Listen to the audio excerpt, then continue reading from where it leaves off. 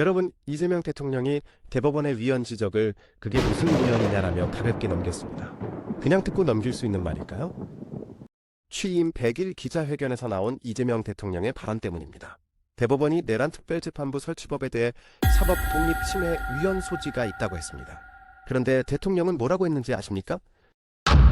그게 무슨 위헌이냐? 이 한마디로 넘겨버렸습니다. 여러분, 권력 분립이라는 게 뭡니까?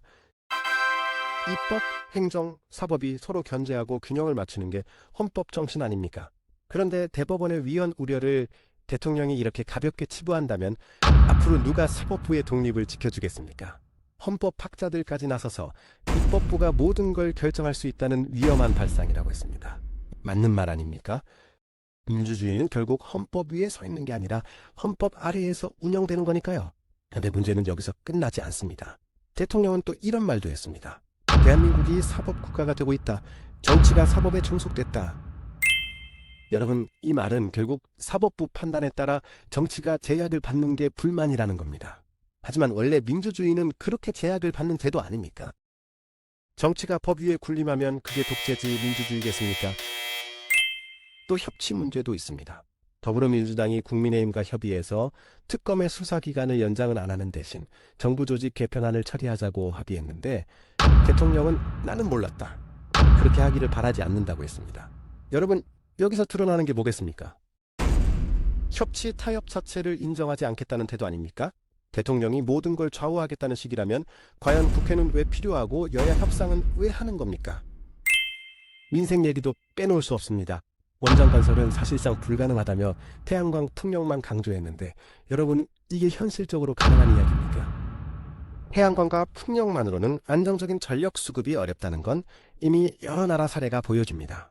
그러니 원전과 신재생을 균형 있게 병행하는 게 대안 아니겠습니까? 에너지는 국민의 생명줄인데 실험적 시도에 맡겨놓을 수는 없습니다.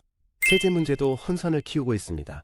주식 양도세 기준을 50억에서 10억으로 낮추겠다고 했다가 다시 50억 유지 입장을 밝혔습니다. 상속세도 갑자기 바꾸겠다고 합니다.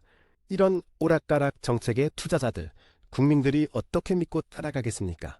세제는 일관성과 예측 가능성이 생명입니다.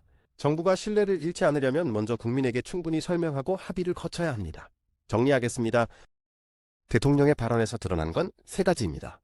첫째, 사법부 독립을 가볍게 여기는 위험한 태도. 둘째, 협치와 타협을 거부하는 독주. 셋째, 에너지 세대 정책에서 드러나는 민생 외면과 혼선. 나라지킴이 TV는 이렇게 생각합니다. 대한민국이 진짜 민주주의 국가라면 대통령이 할 일은 사법부를 존중하고 야당과 협치하며 민생을 위한 정책을 안정적으로 펼치는 겁니다. 권력의 힘겨루기보다 국민의 삶을 지켜내는 게 더 우선 아닙니까? 나라지킴이 TV는 앞으로도 권력의 독주를 경계하고 헌법과 민주주의의 가치를 지키는 데 목소리를 내겠습니다. 오늘 나라지킴이 TV가 전한 소식이 유익하셨다면 구독과 알림 설정 부탁드립니다. 그래야 중요한 정보를 빠르게 받아보실 수 있습니다. 좋아요도 꼭 눌러주시고 댓글로 여러분의 생각과 의견을 활발히 나눠주세요. 여러분과 함께 보수의 가치를 지키고 더 나은 대한민국을 만들어가는 길에 함께하겠습니다. 감사합니다.